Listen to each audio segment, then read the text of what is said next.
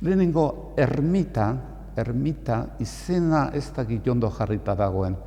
Ermita gu pentsatzen dugu, ez dakit santun bat, o santan bat, eta han jarlekuak, eta bankuak, eta toki, ez dakit, metro hundikoak ez, baina bintza jente egoteko, eta hola, ez. Hazan, como un apeadero, como un, ez dakit zizen jartzen da norloko tokia. Han jarrita egoteko bi lau persona, bi alde batetik, bi bestetik, eta gero egurko dibizio bat, eta gero ondorian Santa Barbara. Eta Santa Barbara izan zen. Santa Barbara izan barrutik zea bezala indartzeko erropak, barrutik zeukan, baina oso simplea, egur batzuek. Eta kanpotik erropa txiki batzuek jantzita, eta gero kareta bat, muñeka antzeko kareta bat, eta hile batzuekin. Eta zan Santa Barbara, nik hartu nun Santa Barbara, hartu nun. Egin zuten ondoan, oso ondoan egin zuten etxe bat. Eta etxe hori izan zen, gure Germane jarri zion izena, La Casa del Millón. Zergatik, hasi izan zen aurrenengo etxean milioi bat kostatzen zena. Horregatik jarri zion izena hori. Eta La Casa del Millón hori gilitzen zen justo eskinean, oin igoten badugu Paseo de Alza, eta oin hartzen badugu ze aldera, Donosti aldera, dukagu, justo hor dagoen, eskina hortan dagoena. Eta hori ezin zen erabili iriki, ez batzan kentzen erbita. Erbita hori zegoen, zuen nola esaten zuen, losa guk esaten genion, a la pera, espaloia. Espaloia zartzen zen justo ermita osoan. Espaloia, zetorren espaloia. Orduan, espaloia aldetik ermita hori kenduin behar zen. Bigarren, zati bat sartzen zen karretera bertan. Eta neiko golpe hartuta, zati asko kenduta. Goiko telatua ere oso merkesa malze behinen. Argazki batzue bat ditut.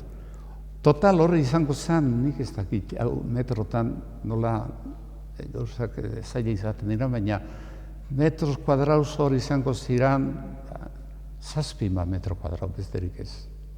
Igual hortan hankaz hartuko edo, baina borondate honez hartzen dut ez naiz trampa iteko gogokin behizikan inguru hortan.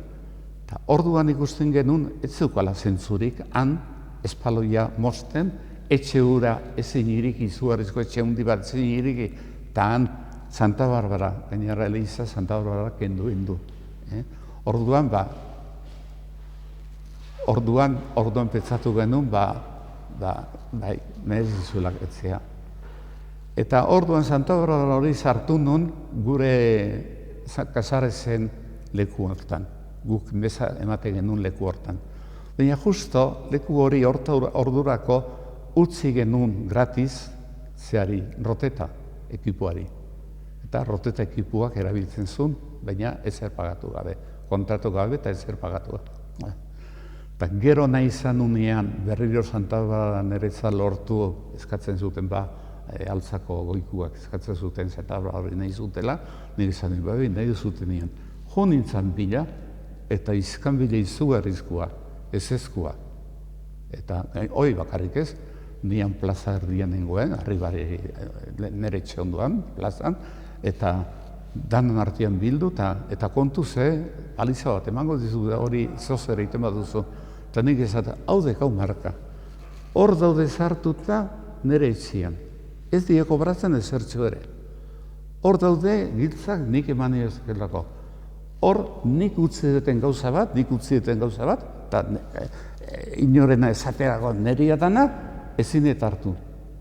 Eta, hau, eta gainera, rotetan ni Frantziara jo nintzanean, plaka eder bat esan ez, en fin, eskerrak emanez, zenbait egin nun rotetagatik, eta ez dakizat, eta gero ostikoak emateko prezeuden, dana, marka izan zen.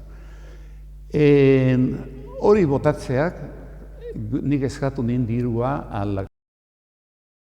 hori egin zuten egin izan nien.